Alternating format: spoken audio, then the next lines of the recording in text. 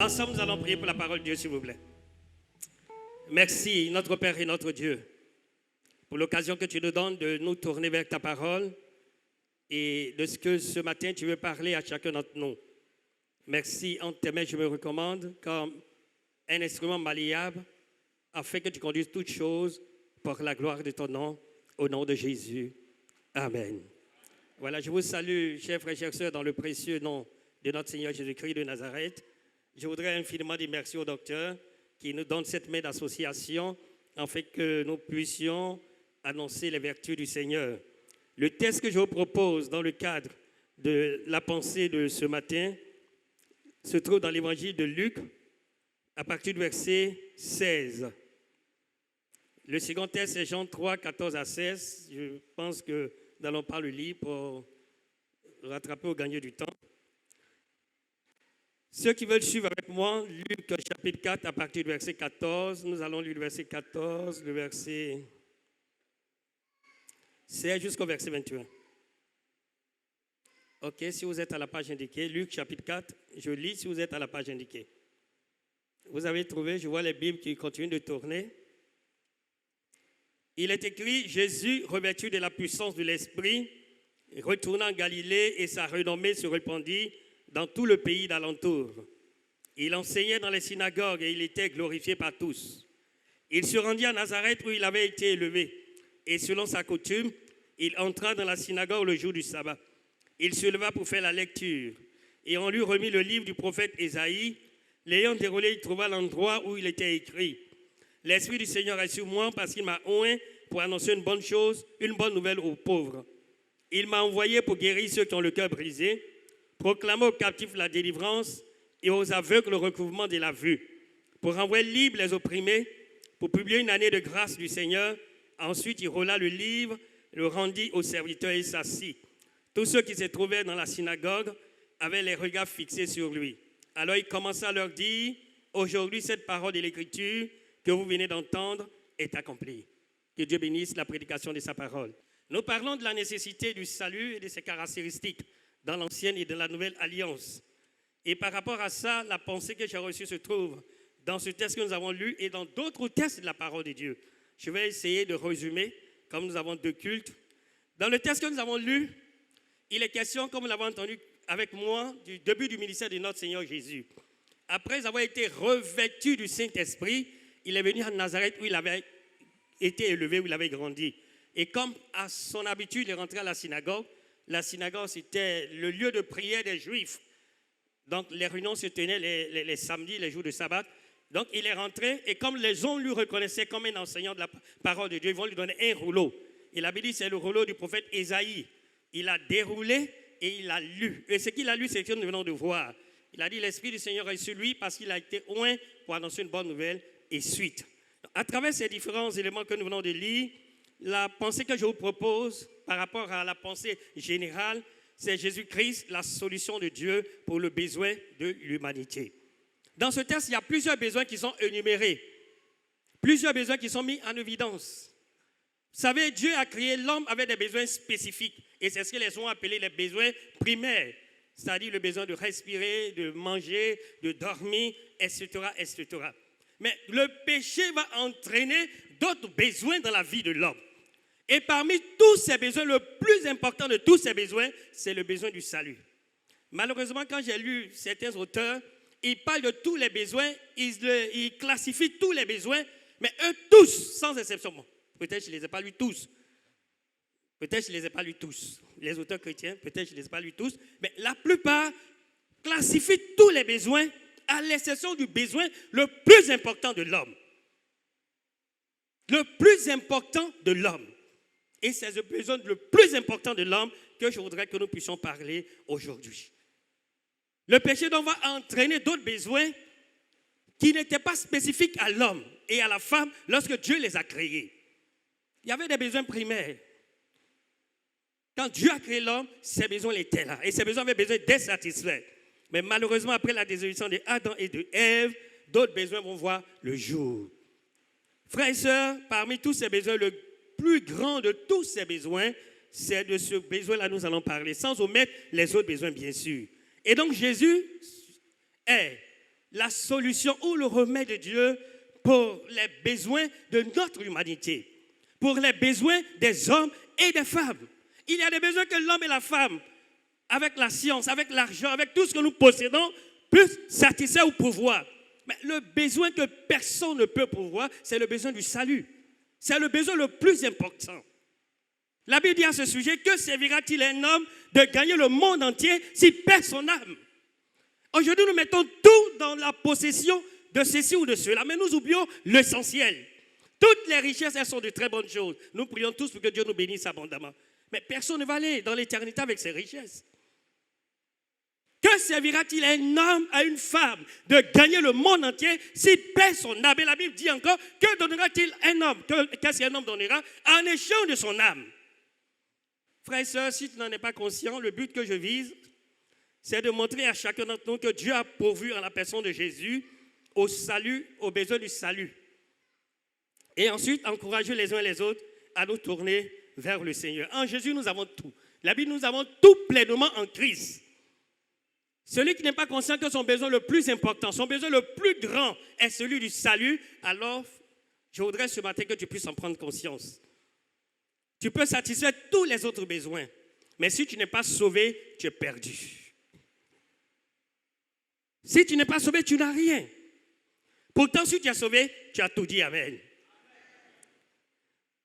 Le besoin, c'est quoi? On va donner rapidement, essayer d'expliquer ce que c'est.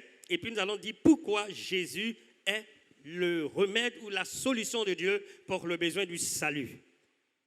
Le besoin, c'est une exigence née d'un sentiment de manque, de privation de quelque chose qui est nécessaire à la vie. Sentiment de manque, de privation de quelque chose qui est nécessaire à la vie. Et la Bible, dans Romains 3, le verset 23, dit ceci, car tous ont péché et sont privés, privation de quelque chose, sont privés de la gloire de Dieu. Tous ont péché, tous sont privés de la gloire de Dieu. En Éden, l'homme et la femme vivaient dans la présence glorieuse de Dieu. Quand ils ont été péchés, ils ont été chassés de la présence de Dieu. Ils ont été donc privés de la présence de Dieu. D'où la nécessité du salut. Être privé de la présence de Dieu, être privé de la gloire de Dieu. Il est dit encore en ce qui concerne le besoin que c'est un sentiment qui porte à désirer ce dont nous croyons, ce dont on croit manquer.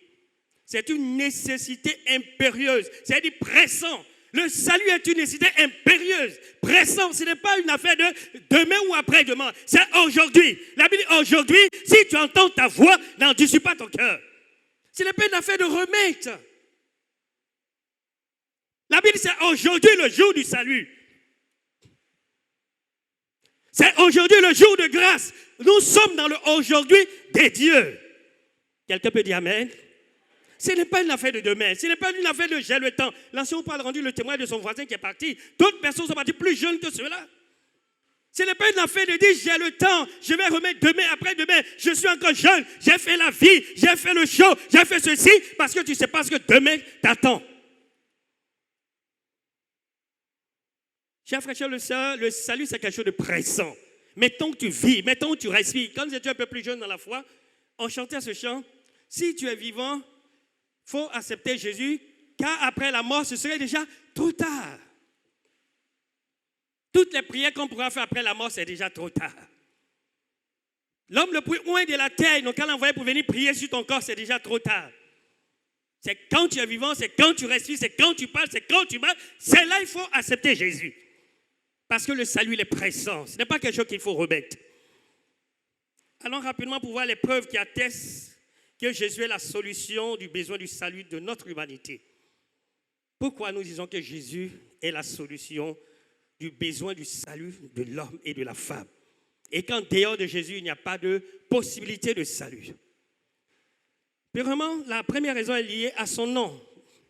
L'ange, lorsqu'il est apparu à Marie, l'ange Gabriel, dans Luc 1, 30 à 31, il a dit, tu lui donneras le nom de Jésus, car c'est lui qui sauvera son peuple. Donc le nom qu'il a est un nom prophétique qui est lié à sa mission. Il sauvera son peuple. L'Éternel sauve, Yeshua, Jésus. Donc, le nom que l'ange lui a donné est un nom prophétique. Et ce nom désigne, ce nom révèle la mission que Jésus est venu accomplir. Il est venu pour sauver. Il est né pour sauver. Il n'est pas né pour venir se balader. Il n'est pas né pour venir. Il est né pour une chose bien précise. Et il est né pour sauver. J'ai dit, je vais résumer. La deuxième chose, c'est l'onction qu'il a reçue. Dans Jean 1, verset 32 au verset 34, Jean-Baptiste dit, je ne le connaissais pas. Mais celui qui m'a envoyé baptiser a dit, celui sur qui tu verras l'Esprit descendre et s'arrêter, c'est lui qui baptise et c'est lui qui sauve. Et il a dit sur verset 21, 29, voici l'agneau de Dieu qui ôte le péché du monde. L'onction que Jésus a reçue le qualifie et le distingue comme étant celui-là qui est la solution des problèmes et la solution du salut ou la solution du besoin du salut de notre humanité.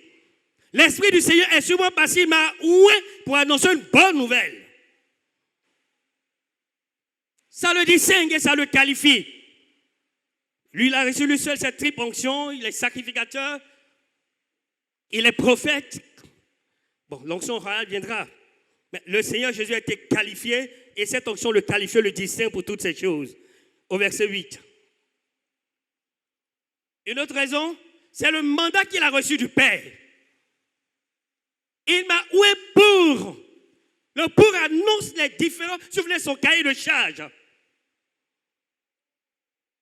Il avait un cahier de charge bien précis, bien défini. Et ce cahier de charge se décline en 7 points que nous allons voir et puis certainement terminer. Il dit, je vais juste résumer. Les autres points ne sont pas dans le test, mais il y a au moins 5 qui sont dans le test. Premièrement, le Seigneur, ce qui le qualifie, ce qui justifie que c'est lui qui est la solution de Dieu pour le salut de notre humanité, c'est lié au nom qu'il porte. Deuxièmement, l'onction qu'il a reçue le qualifie et le distingue comme étant celui qui est venu pour cette œuvre de salut. Lui-même l'a pu dire à ce sujet, Jean 14, verset 6, je suis le chemin, je suis la vérité et je suis la vie. Nul ne vient au Père sans passer par moi. Et les apôtres ont dit à son sujet dans Actes 4, verset 12, il n'y a dans le salut, il n'y a de salut en aucun autre, dans le ciel et sur la terre, car il n'a été donné aucun autre nom par lequel nous devions être sauvés. Alors si quelqu'un a reçu Jésus, qu'il commence à hésiter, à douter parce que, non, tu es dans le véritable, dis Amen. Jésus est le véritable et en dehors de lui, il n'y a pas de salut. Donc, le mandat que Jésus a reçu qui se décline en 7 points, nous allons le voir et puis terminer. Le premier point, il a été oint pour annoncer une bonne nouvelle, dit Jésus aux pauvres. Et c'est la bonne nouvelle du salut. Il est venu nous révéler qui est le Père. Il est venu nous dire que Dieu nous aime. Il est venu nous dire qu'il y a la possibilité pour l'homme et la femme qui sont perdus et qui vont à l'enfer, il y a la possibilité pour eux d'être sauvés. Notre monde est rempli de mauvaises nouvelles. Quelqu'un m'a balancé une vidéo hier. Je vous demande pardon pour ceux qui sont mis avec moi sur les réseaux. Il y a des vidéos que ne m'apportez pas, ne m'envoyez pas. Au début, j'ai pensé que c'était une mise en scène, mais je n'ai pas pu, j'ai été obligé de... Sur une vidéo, ils ont attrapé des hommes vivants. Et puis, ils ont essayé de les égorger comme des boutons. Je pense que c'était une mise en scène ou un film. Mais quand j'ai vu que ce n'était pas de la fiction, c'était de la réalité, j'ai dû rapidement faire partie de ça. Mauvaise nouvelle. Le dirigeant a parlé, il partait, effectivement, sur les journaux, des accidents partout, des morts partout. Mauvaise nouvelle. Mais Christ est venu dans tout ce décor sombre, chaotique, de mauvaises nouvelles. Il est venu nous annoncer une bonne nouvelle. Dis Amen. Une bonne nouvelle. Chers frères et sœurs, je voudrais dire à quelqu'un ce matin que Dieu l'aime et que le Seigneur voudrait que tu saches qu'il a une bonne nouvelle pour toi. La bonne nouvelle du salut, la bonne nouvelle du plan merveilleux que Dieu a conçu pour ta vie. Il dit, je connais les projets que j'ai formulés pour toi. Ce ne sont pas des projets de malheur, mais ce sont des projets de bonheur afin de te donner l'avenir et de l'espérance. Dieu a de très bons projets pour toi. Même si aujourd'hui, apparemment, ces projets ne sont pas se réaliser, mais Dieu n'a pas oublié les projets qu'il a pour ta vie. Dis Amen. Et c'est ça la bonne nouvelle. Notre maman l'a dit, elle était malade. On disait que c'était fini pour elle. Mais Dieu n'avait pas encore dit son dernier mot. Parce qu'il est le Dieu tout-puissant. Je veux dire à quelqu'un ce matin que Dieu n'a pas encore dit son dernier mot sur ta vie. Parce qu'il est le Dieu tout-puissant. Il est venu pour t'annoncer la bonne nouvelle. Et cette bonne nouvelle va s'accomplir dans ta vie. Dis Amen. Parce que dans le salut de Dieu, c'est un gros paquet. Dans le salut, il y a la vie éternelle. Dans le salut, il y a la guérison. Dans le salut, il y a la délivrance. Dans le salut, il y a la bénédiction. Tout ça, c'est compris dans le salut de Dieu. Et c'est ça la bonne nouvelle que le Seigneur voudrait que nous puissions entendre. Les choses peuvent aller difficilement, les choses peuvent aller dans le sens contraire, mais Dieu n'a pas encore dit son dernier mot. Il y a une virgule, il y a un point, quelqu'un a dit, ils ont certainement mis un point, comme pour la maman qui a rendu le témoignage. Les médecins disent c'est fini. Et de façon clinique, c'était vraiment fini. Mais Dieu dit, les gens ont mis le point, mais lui vient mettre la virgule et l'histoire continue. Et c'est tenu ici ce matin pour un témoignage à toi aussi. Ils ont mis le point, on dit c'est fini. Mais ce matin, je veux t'annoncer une bonne nouvelle. Dieu va mettre sa virgule et ton histoire va continuer. Dis Amen. J'ai dit ton histoire va continuer. C'est les hommes qui ont dit sont finis. Est-ce que c'est fini? Joseph vous a dit c'est fini pour lui. Quand ses frères le vendaient, ils ont dit quoi? Nous verrons sur les songes de ce songeur, parce qu'ils l'ont vendu, c'était fini. Lui-même, il pensait que c'était fini. Mais Dieu avait un merveilleux plan pour Joseph. S'il n'y a pas ces petits trucs-là, d'après quelqu'un, le film n'est pas intéressant. Il faut ces petits trucs-là pour qu'il y ait des rebondissements. Au moment où c'est fini, voilà, tu sois ici.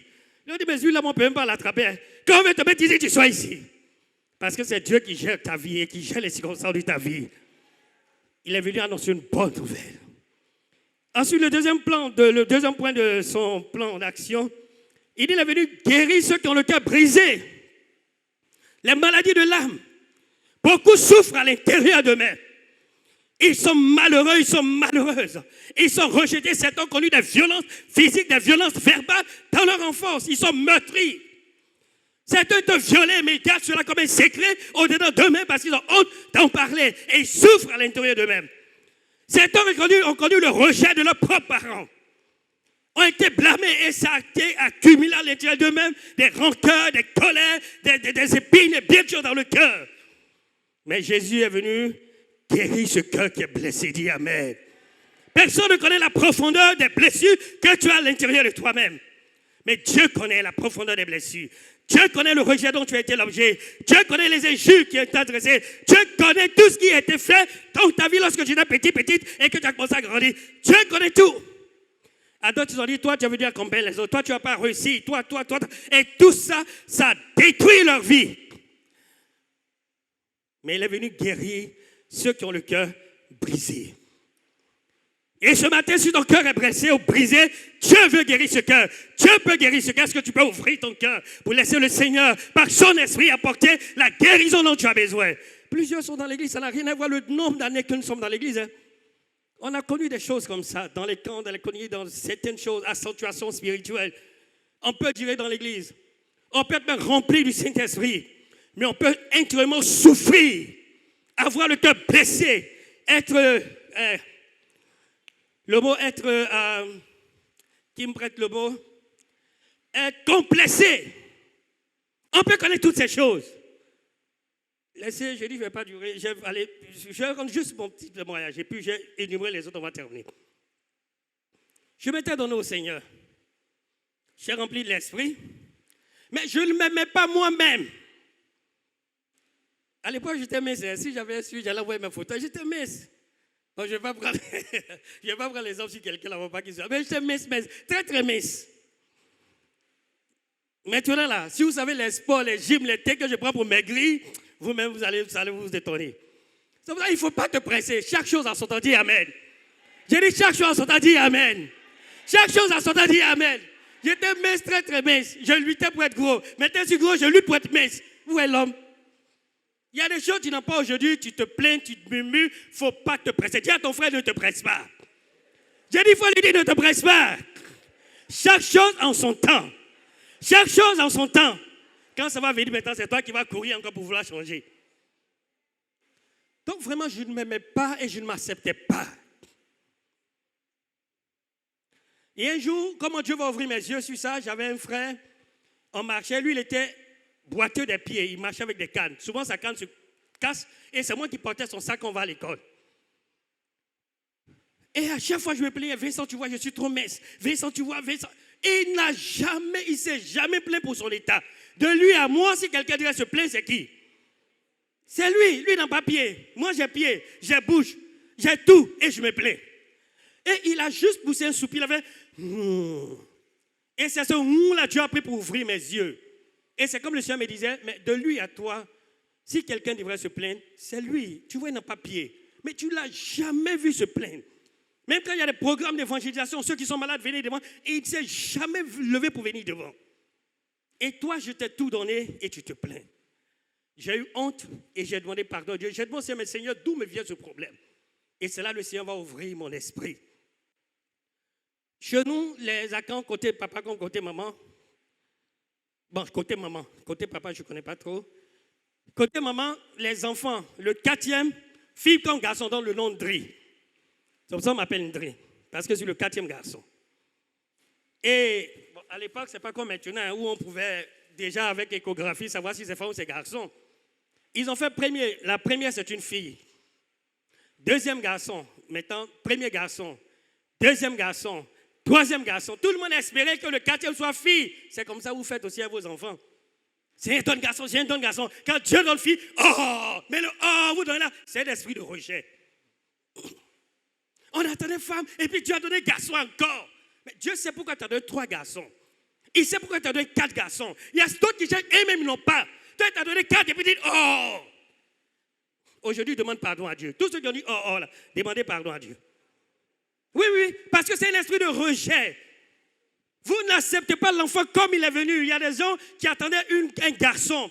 Et la femme, l'enfant est venu femme. Donc, ils ont tout fait pour faire cette femme-là un garçon. Oui, on donne nom de garçon. Pourtant, c'est une femme. Pourquoi? Parce que les parents attendaient un garçon. C'est un esprit de rejet. Si Dieu a donné femme, il sait pourquoi il a donné femme. Tout ce que Dieu donne, c'est bon. Dis amen. Si Dieu a donné garçon, il sait pourquoi il a donné garçon. Tout ce que Dieu donne, c'est bon. Dis amen. Bon, mes parents ne m'ont jamais dit qu'ils attendaient femme. Hein. Mais c'est moi qui fais les déductions. Et puis moi, je suis des garçons. 4e. Quand je suis né, on dit que je ressemblais tellement à une femme. Et puis avant, ma voix était tellement fine. Hein. Ce n'est pas la voix que j'ai aujourd'hui. Ma voix est trop grosse maintenant. Tellement fine. Quand je m'assois dans le bac, quand je vais à côté du chauffeur. Parce que quand tu parles, tout le monde regarde derrière qui parle. Quand je m'assois à côté du chauffeur, puis je souffle. Toujours à côté du chauffeur. Ah, je descends ici. Donc mes tantes, mes tatas, elles m'habillaient comme femme. Ah, ça se fait pas ce qu'on fait à vos enfants. Et non, je vous dis, c'est important. Quand j'ai commencé à rentrer dans l'âge adolescent, j'ai commencé à me comporter comme une femme moi-même. J'ai commencé à dater mes cheveux. J'ai commencé à mècher mes cheveux. Il y a des choses que vous faites sur vos enfants qui les rattrapent. Après, vous êtes surpris. Mais pourquoi mon enfant fait comme ça? Mais c'est vous qui avez fait ça.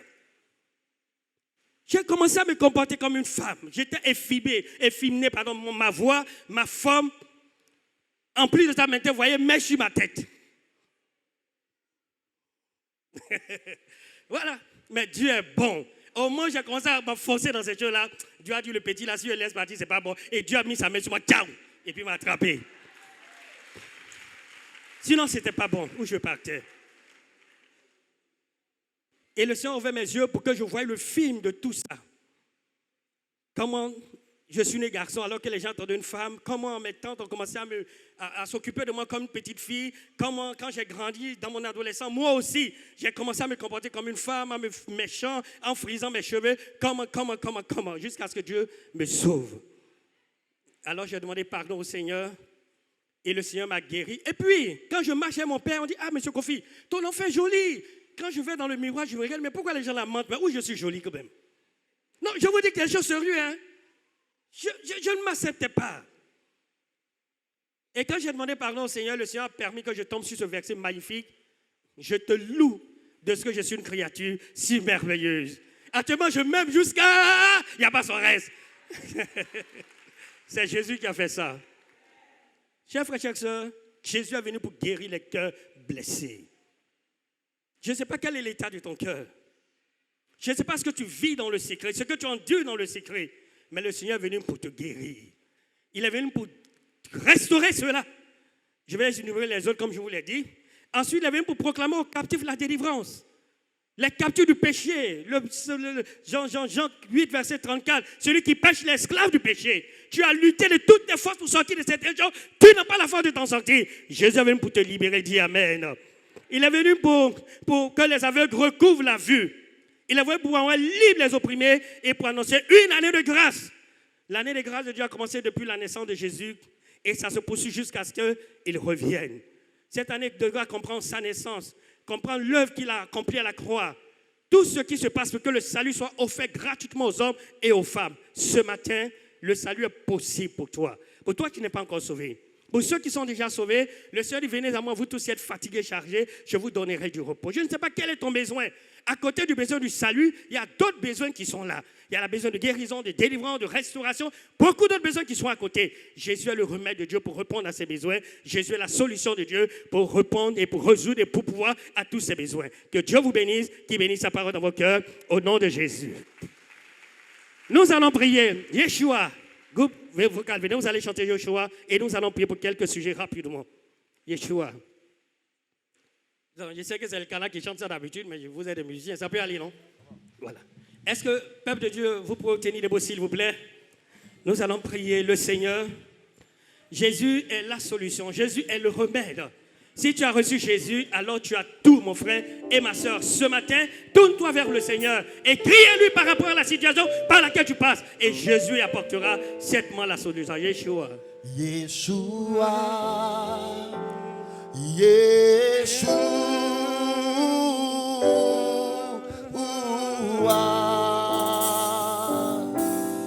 Hamashi.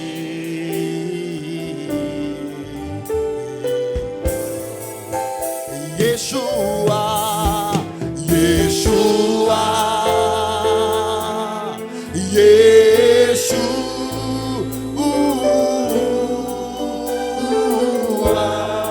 Hamashiach,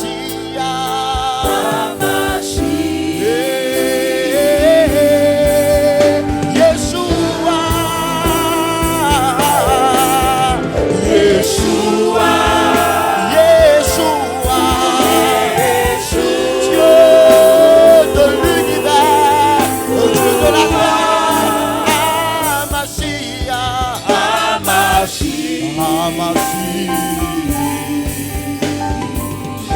Oh, Yeshua, Yeshua, Yeshua, Yeshua,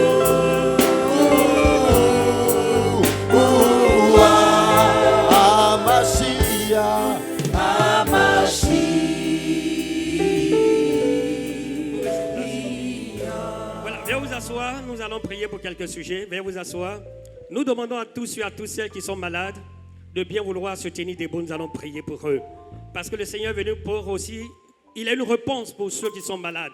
Il est l'Éternel, Dieu qui guérit et qui guérit de toute maladie. Y a-t-il des hommes et des femmes qui sont malades ce matin? Tais-toi debout. Nous allons prier pour toi pour que le Seigneur t'apporte la guérison. Ok, nous allons demander l'aide de nos pasteurs qui sont là. Zava, tu viens, tu vas prier pour eux, s'il te plaît. Merci Jésus.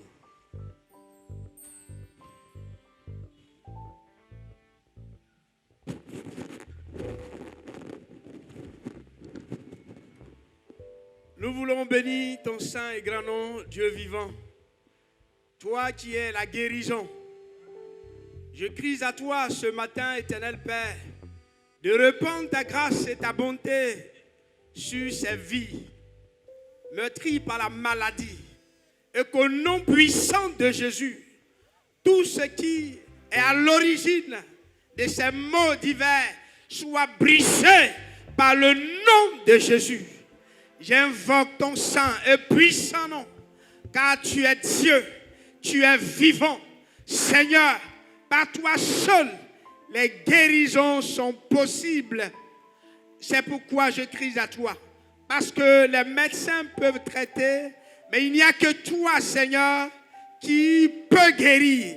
Et ce matin, je crois, parce que tu vis encore, tu es le Dieu vivant, celui qui répand sa grâce, sa bonté, sa miséricorde. Et que maintenant, cela soit ainsi, par le nom de Jésus. Amen. Viens vous asseoir, merci. Nous allons prier pour tous ceux qui sont oppressés par des démons. Des gens qui font des cauchemars, qui sont poursuivis dans des rêves.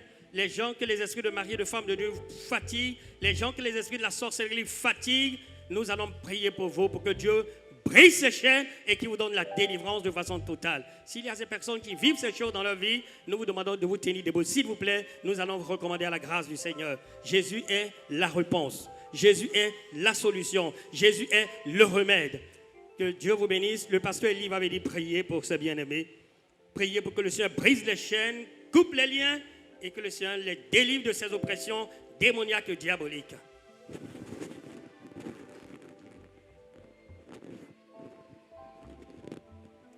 Nous voulons te recommander ce bien-aimé.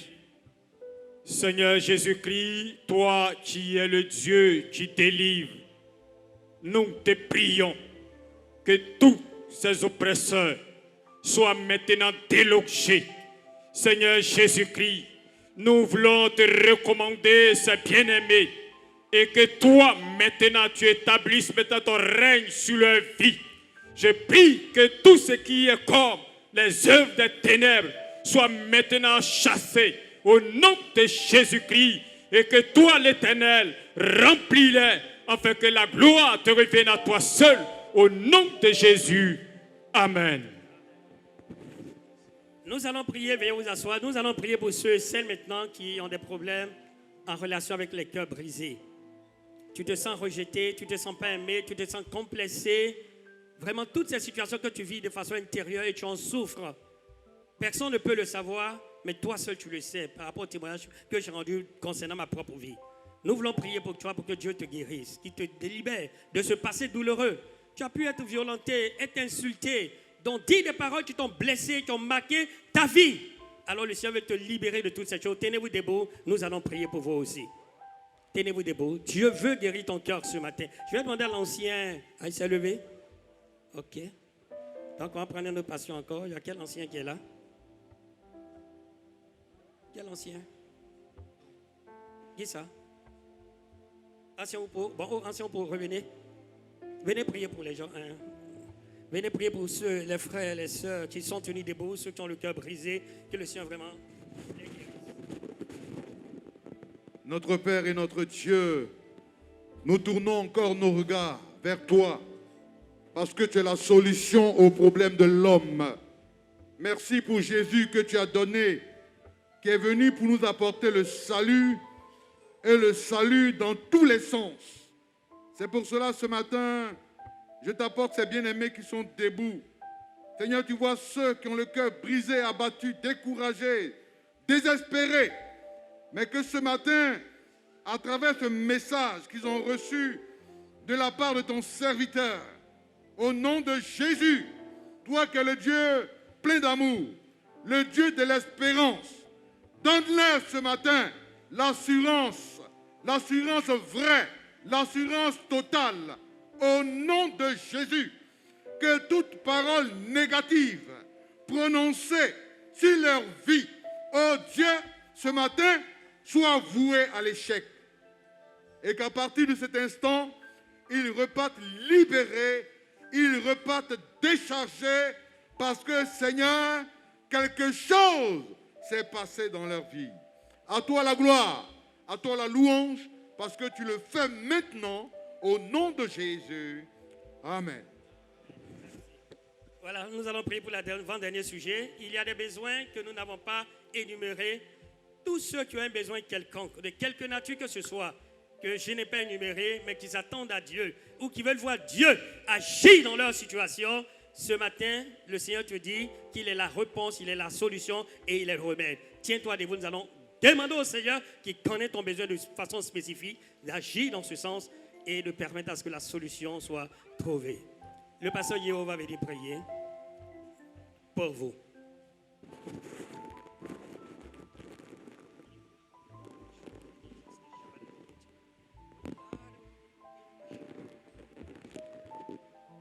Sois béni, notre Dieu. Sois célébré, toi qui connais toutes choses. Tes enfants se sont tenus devant toi parce que tu es présent, tu as parlé, Seigneur. Tu es le Dieu de la délivrance, Seigneur, notre Dieu. Et nous remettons en tes mains tous tes enfants qui se tiennent, oh Dieu, maintenant, oh Dieu, dans ta présence, qui traversent, Seigneur, oh Dieu, des moments difficiles, oh Dieu. Tu connais quels sont leurs soucis, quels sont leurs besoins, Seigneur. Mais nous voulons crier à toi, notre Dieu, Seigneur, parce que tu l'as dit que si nous avons des soucis, Seigneur, de nous adresser à toi, notre Dieu, et tu es celui qui va nous apporter la réponse dont nous avons besoin, notre Dieu. Alors, Éternel des armées, s'il y avait des portes qui étaient fermées, oh Dieu, devant eux, notre Dieu, Seigneur, interviens par ton esprit pour que ces portes-là, au nom de Jésus-Christ de Nazareth, soient ouvertes, Seigneur. Si c'était une situation de maladie, oh Éternel des armées, au moment où je te prie, Seigneur, que ton esprit, oh Dieu, puisse toucher les vies, oh Dieu, pour apporter la restauration dont ils ont besoin. Si c'est une situation de besoins financiers, notre Dieu, Seigneur, interviens également à leur endroit, notre Dieu. Et quel que soit le problème, Seigneur, apporte de notre Dieu une solution. Parce que tu es notre solution, notre Dieu. Tu as la solution au problème de l'humanité, notre Dieu. Et tu as la solution également, oh Dieu, pour nos bien-aimés frères, oh Dieu, qui se sont tenus devant toi, oh Dieu, Seigneur. Merci de te souvenir des uns et des autres, Dieu. Et Seigneur, de résoudre, Dieu, les problèmes des uns et des autres, Seigneur. Que la gloire et l'adoration reviennent à toi seul, au nom puissant de Jésus. Amen. Voilà, asseyez-vous. Nous terminons la série de prières. Nous voulons demander à tous ceux, nous avons dit le besoin le plus important et le plus grand de tous les besoins, c'est le besoin du salut de ton âme. Si tu n'es pas sauvé, si tu n'as pas encore fait la paix avec Dieu, c'est l'occasion pour toi de donner ta vie à Jésus. Est-ce qu'il y a un homme, il y a une femme, il y a des personnes ce matin qui sont conscients et conscientes qu'elles ne sont pas sauvées, qu'elles n'ont pas la paix avec Dieu et qui veulent ce matin recevoir le Seigneur dans leur cœur comme Seigneur Sauveur, faire la paix avec Dieu en recevant Jésus parce que c'est lui le salut, le chemin, la vérité, la vie. C'est lui le remède, c'est lui la solution, c'est lui que Dieu a donné pour que tu sois sauvé. Si vous êtes là, ceux qui n'ont pas encore fait la paix avec Dieu, alors nous demandons de bien vouloir tenir debout. Nous allons vous recommander à la grâce de Dieu. Ton besoin le plus grand et le véritable besoin, c'est le salut de ton âme. Quelqu'un n'est pas sauvé ce matin et il veut faire la paix avec Dieu? Si oui, alors tiens-toi debout, nous allons prier pour toi.